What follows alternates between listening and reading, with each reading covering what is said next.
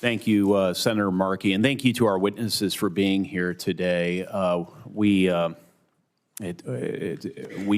as you can see, are cycling in and out of the committee hearing. So I just was hoping to level set and maybe step back, and you may have discussed this in varying ways already, but I have 3 high school children. I have a daughter who's in college right now, and the issue of socialization is something I think about, and the impact that social media has had on their lives. And my kids are fairly resilient and all the rest, but nonetheless, they, like other young people, are susceptible to all kinds of pressures and influences online. And one of the things as a parent I've been struck with over the years is the difficult decisions that parents have. It's not as simple as cutting them off because social media is bad and allowing them on.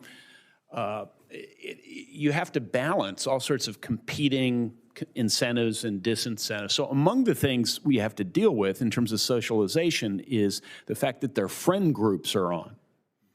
And these are good kids who are on, who have good families. And if they're on, and that's their primary means of communication, which it is, and your kids aren't on, they lose their friends. Or if you're girls, you become subject of, no, that's not the logical outcome. I'm seeing negative. Well, this is why you're here. I want to entertain these conversations. If you're not part of, let's say, 70% of the conversations that occur in your friend group, is the depth of your friendship as meaningful? Absolutely. And in fact, more so because it's held in real time. It is held one-on-one. Right. And in most studies, the teens who do not use social media at all are the happiest and the least depressed and the most satisfied with their lives. So I think that speaks volumes. And of course they have friends. Friendship is better based on other Let me things. dive further since you're familiar with the literature.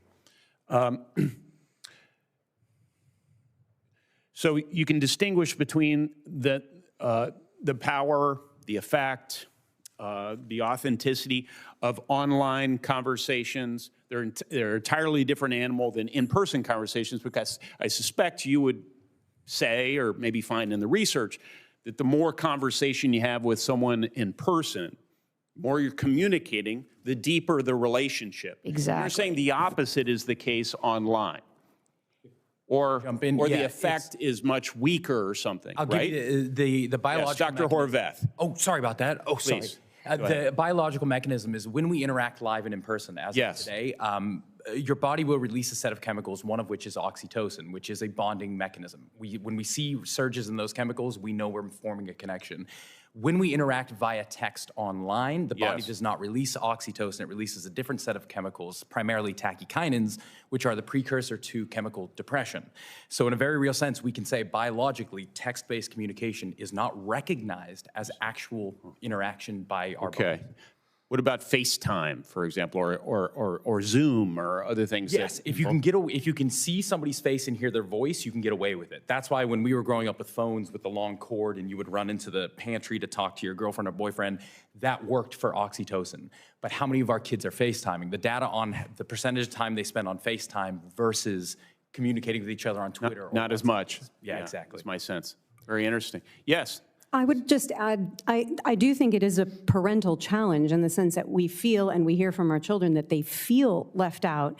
And I also would argue that it's convenient to blame parents and make them feel like, for the tech industry, let me be clear, to blame parents to say that, look, your kid's going to be left out if they don't do it. And so I would see an option here to empower parents to say no because of this research that says it's better for, and we need those courageous parents to take that first step. Has there been any test? I would wonder, and I'll give you an opportunity to, Doctor, but I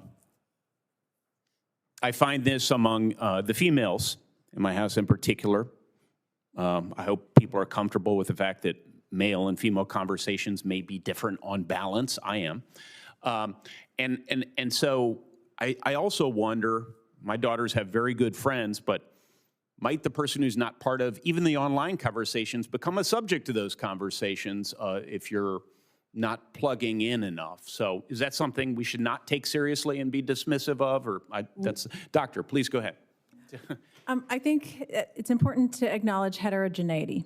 So kids have different peer groups, different social skills, different interests, and sometimes the online chat really supports that and carries to offline, and sometimes it becomes full of drama or full of conflict. So I think one thing Congress could consider is investment in more offline third spaces for youth where they connect together in person and can be, this could be after school programs, it could be sports and music programs. This is where a lot of those social dynamics and skills are learned. And if kids had those places to go to find their peers, they wouldn't necessarily be as online as much looking for their peers. That seems very constructive. I like that suggestion. Thank you. Thanks for indulging me. We only have 5 minutes here, so we went down a bit of a wormhole, but it was helpful to me. So I will recognize Senator Schatz.